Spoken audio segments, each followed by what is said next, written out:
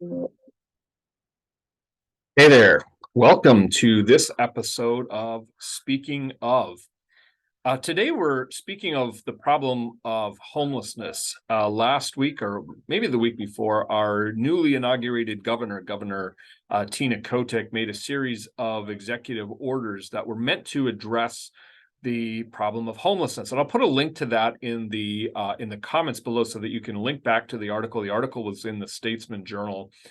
But of course, if you live in the Salem Keizer area, in fact, if you live in pretty much any part of Oregon, you are aware that homelessness is not only is it a problem, but it's an increasing problem, and it seems that there's just not a lot of understanding on how best to fix this issue. So the governor signed the order last week and it was an emergency declaration, and I'll quote, it says the purpose was to prevent homelessness to the greatest extent possible.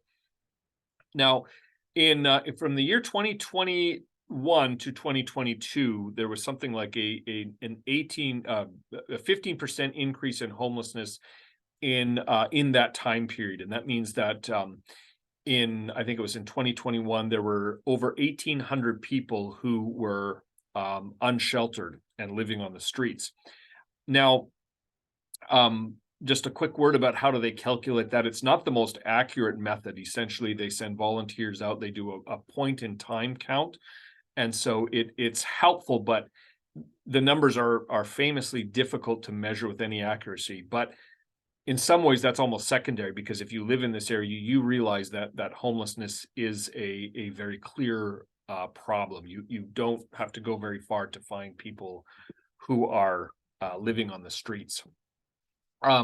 This is a problem that affects everybody. This is a problem that's not just for people who are unsheltered.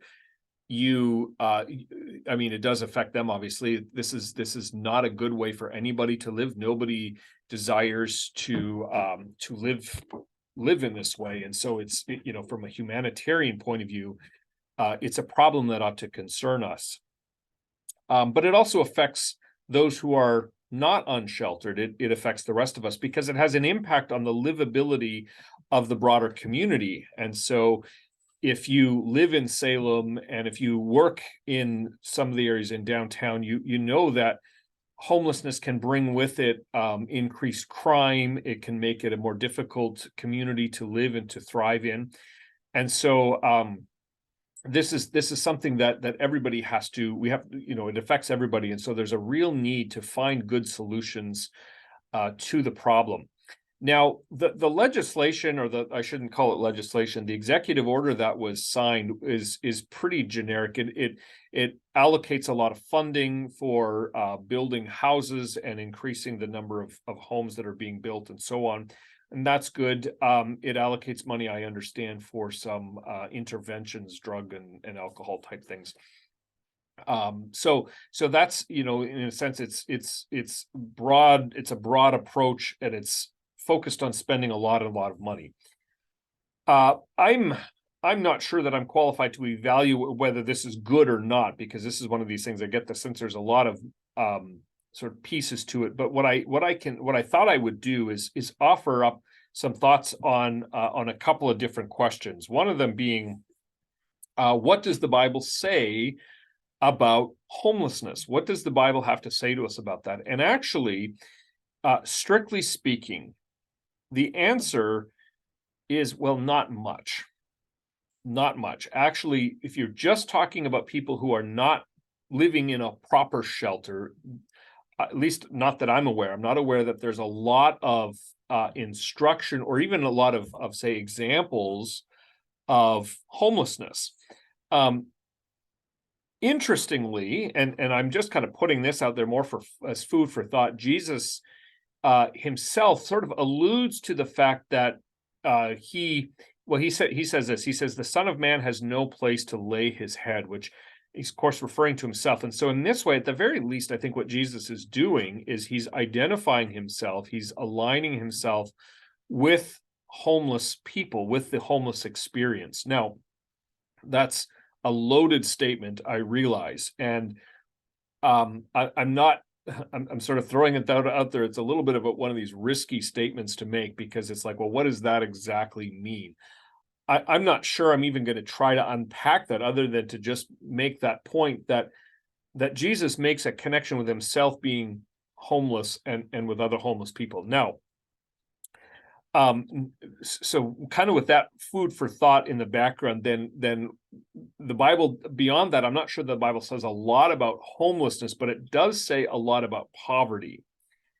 Now, what I think is important is that, biblically speaking, the Bible recognizes that that poverty is not, and by extension, then homelessness is not a one size fits all issue.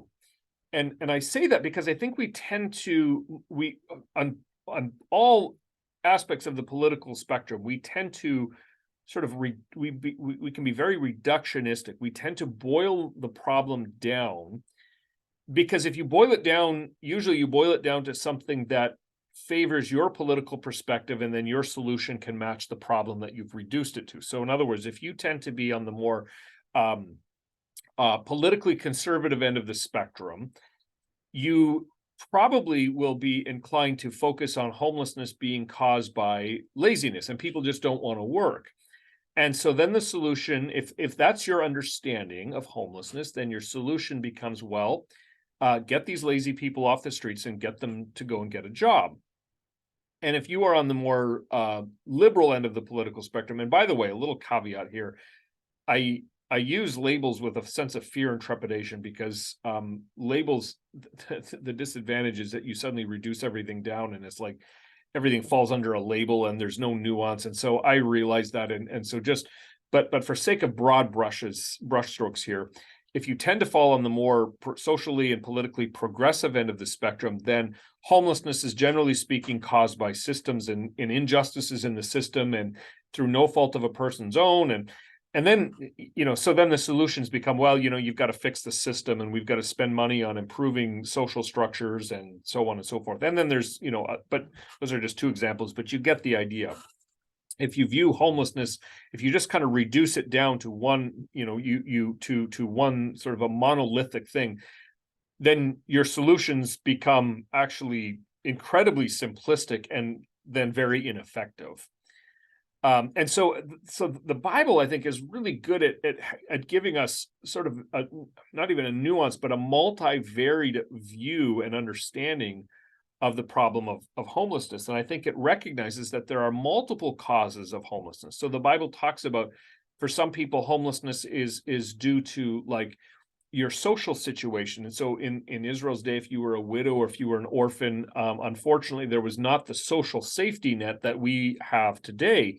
And so if you were a widow or an orphan, chances were pretty good that financially you'd be in a very precarious situation. And your poverty in that sense was really not caused by any fault of your own. It was caused by circumstances that were beyond your control. And of course, the same thing can be true today. There, people sometimes, sometimes I read a story just last week, and this was actually in the New York Post. It was a story about a woman in Portland, so not too far from here in Salem, about 45 minutes to an hour away, up in Portland. And she, once upon a time, was very successful. She had her own business. She ran, I think it was a hair salon, and drove a Lexus, and was financially very well off. And then she lost her husband and didn't get into a whole lot of other details. But because of that, then she ends up homeless, and she's on the streets, and then someone steals her dentures. And so her, whatever else you want to say about that, her appearance suffers for it. And so it's harder to get employment if you don't have, if your appearance is not good. And those are, a lot of that is circumstances beyond a person's immediate control. And so I think you have to recognize that for some people, homelessness was not brought on by, laziness or poor choices. It was brought on by circumstances outside of their own control. Sometimes poverty in the Bible, sometimes we find experiences where homelessness is brought on by spiritual oppression. I'll give you an example. In Matthew chapter 8, there's a story, and it's told in the other Gospels as well. But Matthew chapter 8, there's a story of a man who is oppressed by demons, and he's all we read is that he's living out in the tombs, and so he's an outcast of society. I think that's one of the ways that's kind of one of the closer examples of homelessness that you might find in the Bible. Um, and of course, everybody avoids him, and he's what you would look at. I think he's the equivalent of what you see today as someone who's living on the streets and mentally unbalanced and mentally disturbed and so on. And we are told that this is because of like spiritual oppression, demonic oppression. Maybe a parallel today would be to recognize that sinful influence can often play a part in homelessness and in poverty. Addiction is often a factor, and you can say what you will about addiction, but there is a component there of, again, it's complicated. People medicate their pain, their loss, their grief. Sometimes people get into it for other reasons, and then they find it very difficult to break the addiction to alcohol or to drugs, and that can spiral very quickly out of hand. You can lose your family, and you can lose your job, and then you lose your home, and pretty soon you're living out on the streets. And there's a very clear spiritual cause to that, which is what we name as sin. Now, I think this is where it's really worth making a point that in our current culture, we do everything we can to avoid labeling something sin, and that's problematic for us, because if you can't properly identify and name the problem, you'll never find the effective solution. And so I think, in other words, if you don't recognize that addiction and alcohol addiction and drug addiction are sinful and wrong and destructive, and if you just treat it simply as, well, those are poor choices, or just, it's an addiction or it's a disease, and it's just that, then I think you may be shutting the door to possible effective solutions. There's another category that I can think of in the Bible, and that is poverty that's due to laziness and or poor life management. So in Proverbs chapter 6, we read, and actually there's a number of places in Proverbs where it talks about what the character called the sluggard, or the lazy person, who simply doesn't want to work, and they simply don't plan for their future, and they would much prefer to essentially lay in bed all day than go out and do the hard work of working in the field.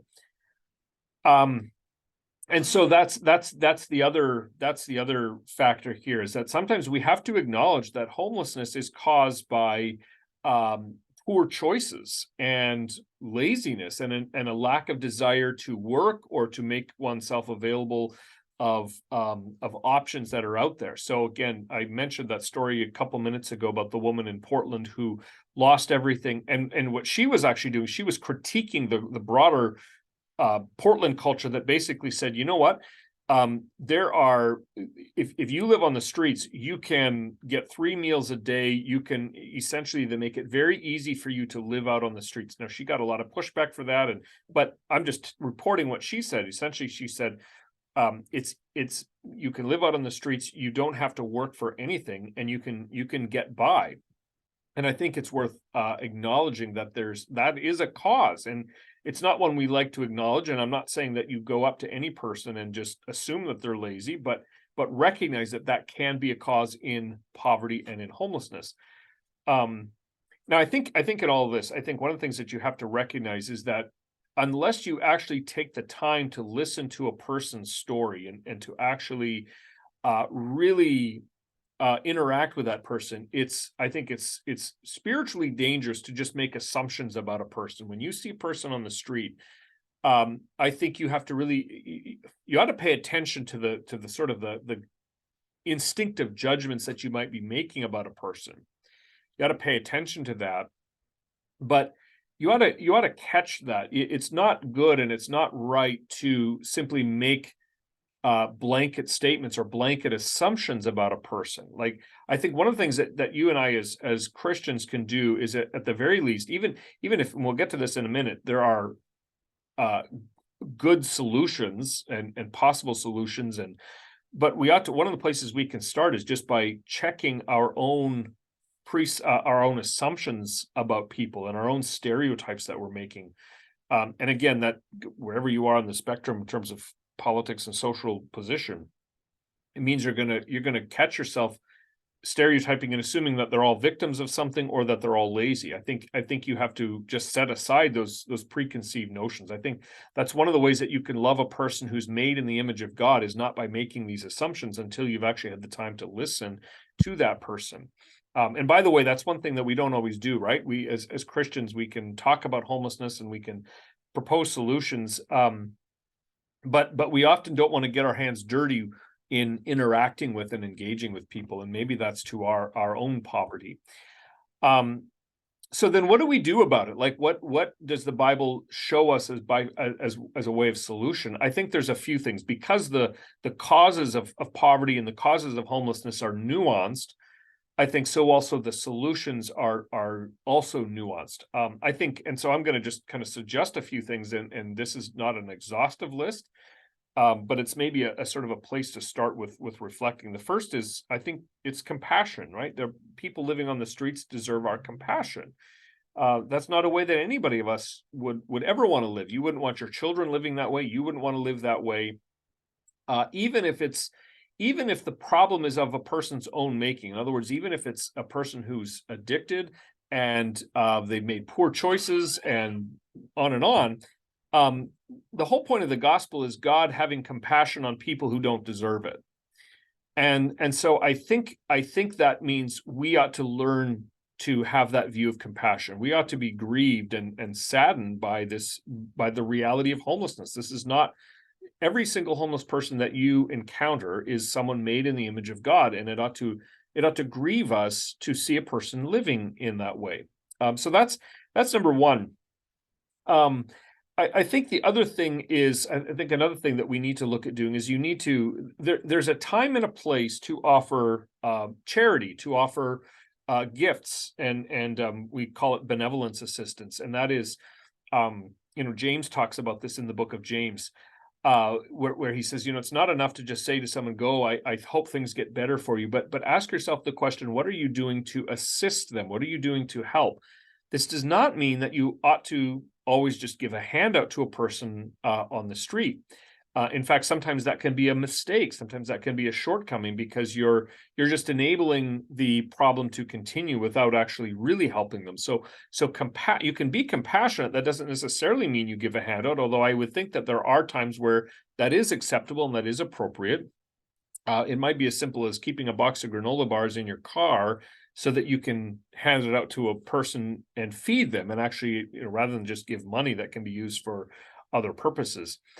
And I think this is where our Sunday School Church is actually learning and practicing and to try to understand not just material needs, but spiritual needs as well. And so we've had, in the last couple of months, we've had a number of requests that have come to us. And what we've tried to do is not just give a handout, but actually get to know the person, to meet with them, to discuss spiritual needs as well as material needs, and try to address those as well. You'll remember Peter and John in the temple in the book of Acts, I think it's Acts chapter 4, where they say, silver and gold have I none, but what I have I give you. In the name of Jesus, get up and walk. And so that's a picture there of recognizing that it's not just about giving a handout, but it's addressing other more pressing needs as well. And I think as a church and as believers, we ought to do that. We ought to be willing to engage in compassion and in benevolence in ways that will actually help an individual.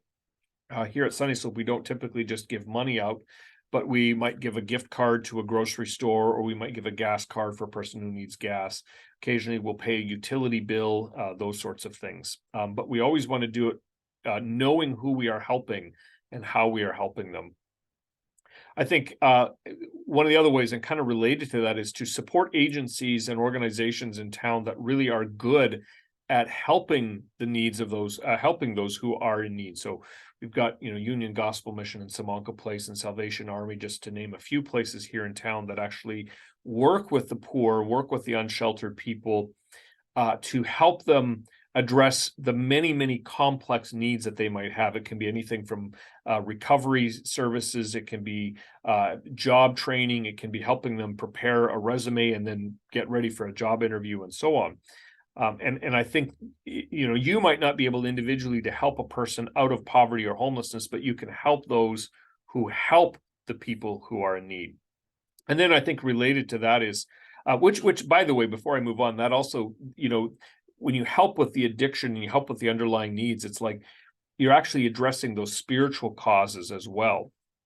And then related to that, I think, the Bible also talks about, it says, if a man will not work, he will not eat. And the idea here is it's not just you have to work for your food, although that's part of it. I think that's a little too simplistic. I think we recognize that there is dignity in work, that in God's that God's purpose for us is that we actually learn to do work and that we participate, we use our talents and our abilities in work.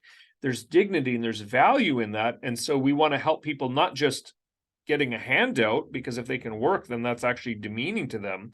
But when you actually help a person develop their skills, and there's pride in that, there's value in that. And so you actually want to help a person to do that.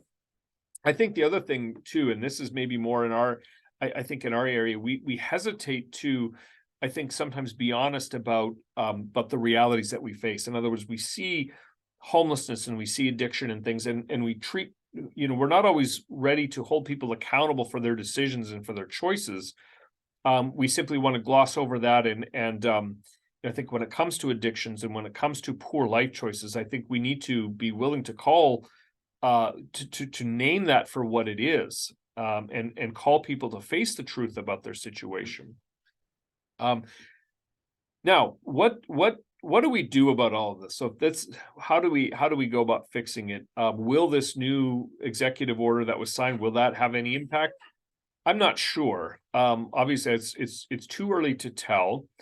I can tell you a couple things that if they made me in charge for a day, and if I could just sort of wave my wand and enact certain policies, I think these are some of the things that I would do to address the problem. Number one, I think it's good, and this is what that executive order did do, is you want to encourage the continued development of housing, because as you do that, then that brings prices down, that brings rental prices down and home ownership costs down, home prices down in our area.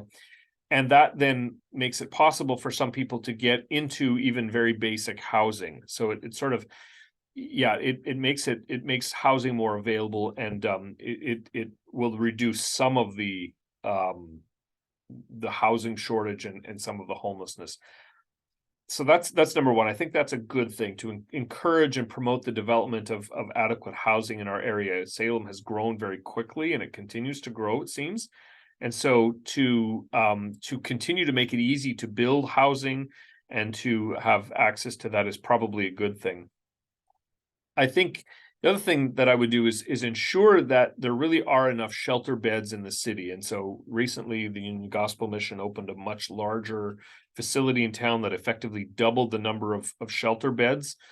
That's a good thing, right? That makes it more and more possible that if you want a bed and a place to sleep, you don't have to sleep on the streets. There is something available for you. Now, this actually brings up a point of contention, because we sometimes you'll hear talk about low barrier or no barrier shelters. And what that means is shelters. So I'll just give you an example. If you are a married couple or a family that's living on the street, believe it or not, it's actually harder to get shelter, because there's a men's shelter and there's a women and children's shelter, but there's no place for families. So okay, there's talk about increasing low or no barrier shelters, which means getting places where there's not something that would stand in the way of you getting into a shelter. But then sometimes those so-called barriers are actually, I think we need to challenge that, because sometimes people look at a Christian shelter or a religious shelter in town, and they will label that a barrier shelter. And so there's a push to get more non-religious shelters in town. Now, that raises a question for me, and that is that number one, it tells us that actually the church has done, I think, a good job of addressing this problem, and probably better than just about any other agency. The church meaning believers, have worked together to address the problems of homelessness. and no one else really has. And so there's this need. I shouldn't say no one else has, but fewer. There are far fewer options.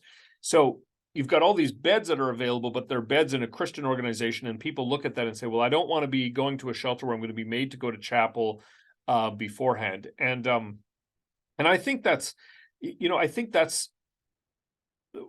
I think those who are on the living on the streets need to, if you're unsheltered, I don't think you need to assume or shouldn't be waiting for low barrier shelters in that sense. I think we've got to recognize these are resources available, and we shouldn't be looking to just do away with those.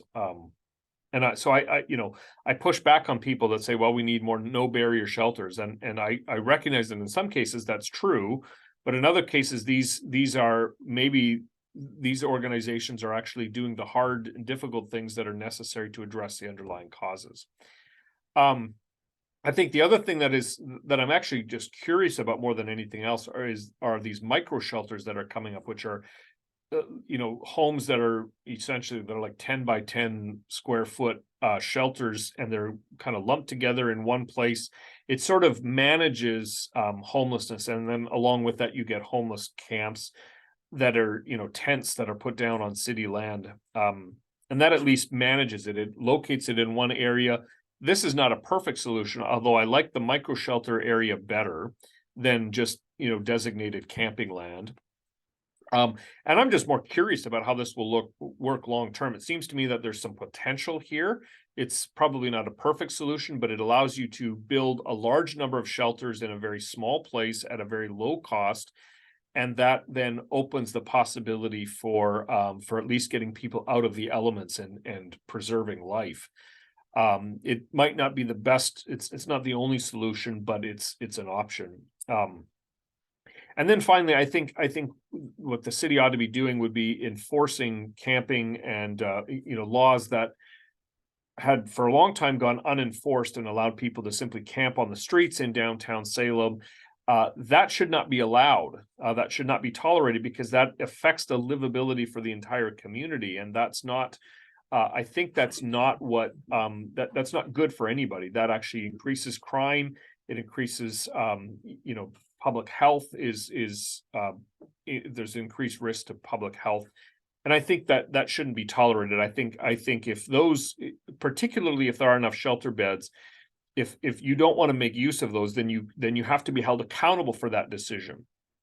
And you can't be allowed to just then camp out in a way that's going to be disruptive to the overall life of the community. Well, there's much more to be said. If you have a comment or a thought, if I missed something, please leave a comment. I love reading everything that you have to say. Don't forget to like and subscribe, and we'll see you next time on Speaking Of.